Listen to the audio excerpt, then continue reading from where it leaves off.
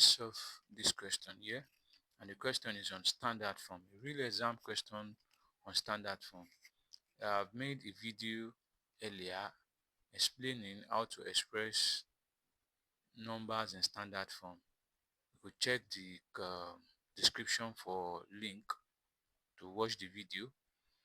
Now the question here is, if 0.000152 is equals to a times 10 raised to power b, where a is less than or equals to 1 and a is less than 10. That is the application of this inequality we have here. Find a and b. We have to find a and b.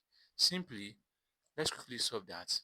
They want us to express this number here in standard form, and we have 0.00000152. So if we express this in standard form, we are going to have 1.52 times 10 raised to power. How many times have we moved to have this? We have 1, 2, 3, 4, 5. And don't forget, when we move from the left hand side to the right hand side, the decimal point from the left hand side to the right hand side, we are going to have a negative power.